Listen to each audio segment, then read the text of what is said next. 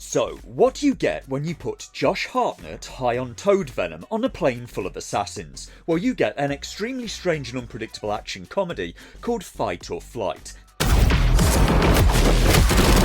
Oh yeah!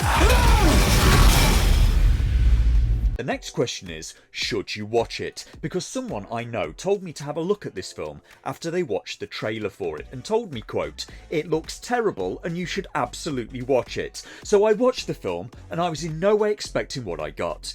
It's primarily an action film, it has very high levels of violence, and there may have been wars with lower body counts in this film.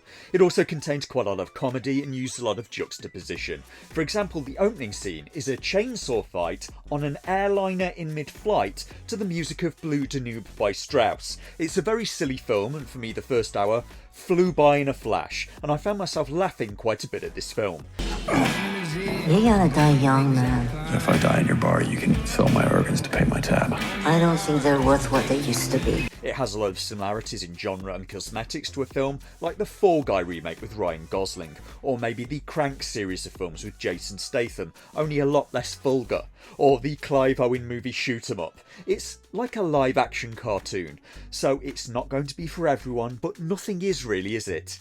If you go in hoping for Sleepless in Seattle, it isn't that. It also isn't Bridgerton, but it is available on Sky Cinema and probably on some other websites that may try to steal your banking details. And granted it has a few faults, I'd hardly call it a masterpiece, but nobody else seems to be talking about it. And one of the things I hate about modern Hollywood is just how predictable many of the films are. Well, among other things, a recent video I did just made me really dislike Hollywood, and this film is one of the most relentlessly unpredictable pieces of cinema I've ever seen, and I love that about it. Also, by the end, it all kind of makes sense if you just go along with it.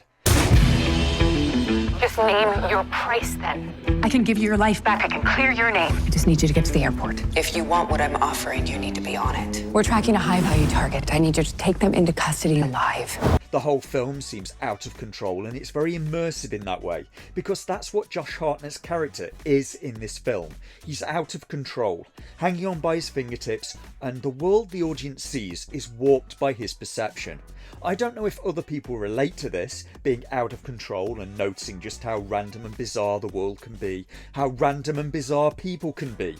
And you can't even focus because your head is spinning. That's kind of what this movie felt like to me. I'm not sure if it's idiocy or genius, and I don't know if any of this was even intentional from the makers of the film, or just a happy accident. Even the fights have very dynamic camera work, like the audience is being buffeted around, while also not obscuring what's going on.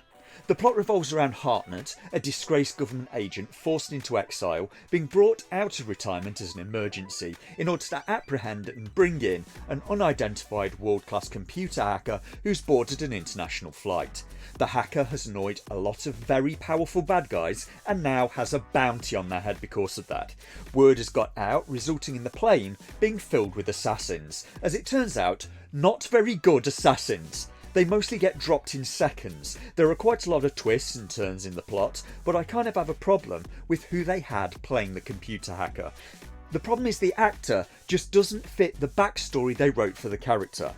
The character in the film is supposed to be an abandoned child slave from the Indian city of Bangalore, and their accent sounds like they went to Eton in this film, the very expensive English private school. And it can't have just been me that noticed that Indian accents tend to be quite strong and very distinctive. How can I put it? All of the people I've met who were from India didn't really have to tell me they were from India. It's like Daisy Ridley in Star Wars, where they had an actress who went to private schools and is from a family of aristocrats, playing a woman who had no education in the film and scavenged for scrap to buy food, and then she didn't even bother to change her accent. It's like that. The character also has skills not really explained by a backstory. They're a hacker who for some unknown reason can fight like a ninja when they need to. The film also has the annoying Hollywood trope of people blocking bullets using a human body as a shield, and it doesn't really work that way and never has. A lot of bullets go right through a human body and just keep on going, but in films you'd think that the person was standing behind a tank. Characters also have a lot of plot armour in this film, and the film also seems divisive. As usual, some people are rating it perfect and others are rating it as the worst film ever. It's sat on a 6 out of 10 on IMDb at time of writing, and I'd maybe put it a little bit higher than that. And I wanted to understand the people who hated this movie, so I read some reviews on IMDb, and that just left me more confused. Because one person gave it a 2 out of 10 because they were enraged at yet another film, quote, taking place on a means of transportation. What a strange problem to have with a film. And one person wrote a review titled, 5 out of 10 is the right score for this film. And then they rated it 6 out of 10. Sometimes people are just a complete mystery to me.